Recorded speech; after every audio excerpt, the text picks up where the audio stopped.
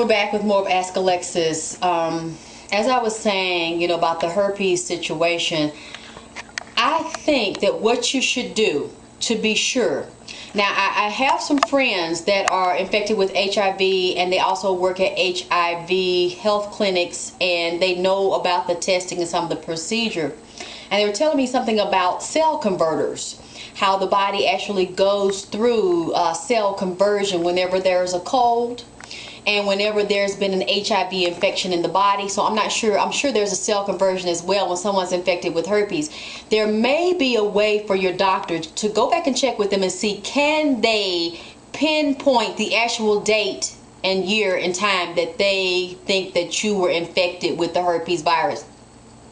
Because if you were negative before you had sex with this man, if you can kind of narrow down the timeline, or I don't know if you've been getting tested. That's why it's so important for us to get STD testing every year, because if we've had a clean bill of health and we've been HIV negative or herpes negative for at least 3 years and you're having sex with people, then you basically, that's kind of a good gauge that whoever you've had sex with, you're kind of clean. But let's say 6 months after, like you said, you met this person, started having sex, and then now you come up with it. It may not have been lying there dormant because of stress.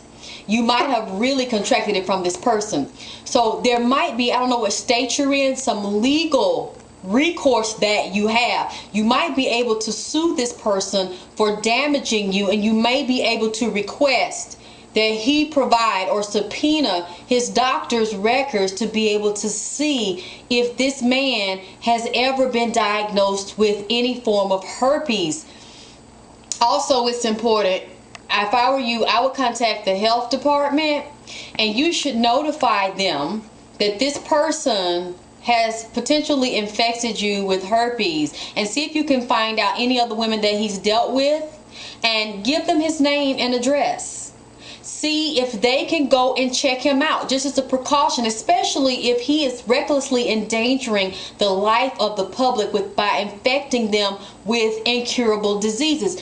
The state that you're in and the health department needs to know about it. They need to pay this person a visit and test them to see if this man is carrying the herpes virus. A friend of mine a few years ago that is living with HIV, very beautiful, very handsome man. He's a gay man. I remember he introduced me to his lover, and he was really in love with and very attached to his, go out, we don't want no kids hearing this, attached to his lover, and he was really hooked on the sex. Now, I know for a fact that my friend was HIV positive because I had been with him to the doctors. He had shown me all of his medications. We had done a special live food diet. We had done a detox program. Basically, we would hang out and we would eat together. We would prepare meals together. I mean, this was like a big brother, and I was his sister. So we would do everything together. I knew for a fact this man was HIV positive.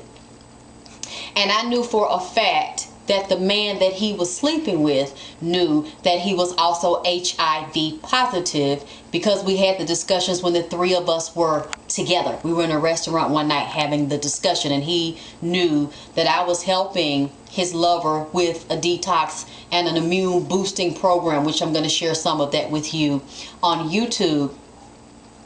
One thing he said to me was that he didn't use condoms when he had sex with my friend because he knew that he was HIV negative, and he knew he wasn't infected. He wasn't worrying about catching it. If you get infected with HIV, all you have to do is eat a whole bunch of food and keep your weight up and you'll be okay.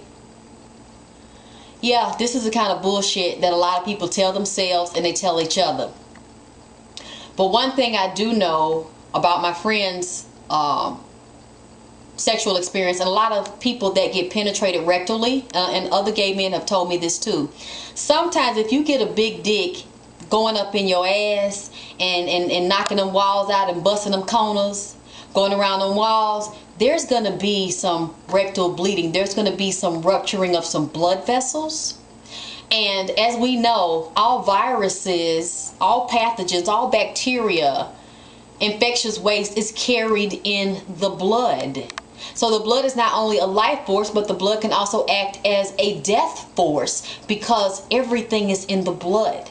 So if someone's putting their raw, unprotected penis in someone's rectum and anus, and that person's anal wall, rectal walls bleed, or around the opening there's bleeding, and the blood gets on your penis or into the penis, the hole, which is the urethra, that travels into the bladder and through the kidneys, and it can actually go into your whole bloodstream, into all your cells. It only takes one drop of infected blood. So this man was lying to himself, and yet he never, now my friend supplied his medical records so that he could see what type of treatment he was on and what type of HIV that he had, and was it full-blown AIDS, or where was he at and what was he taking. His lover never disclosed his HIV status. He never disclosed the fact that he was negative. So we never got proof that he was negative. And what is so scary about it, and I'm going to do another show about this, is that he worked at a hospital. So believe me, please check this out, because this man could possibly be lying because he didn't show you any papers. Protect yourself and protect other people. Deal with this on every level possible. Don't let this slide, because he gave you something you can't get rid of. Now make sure that he pays for it. Thank you for watching Ask Alexyss.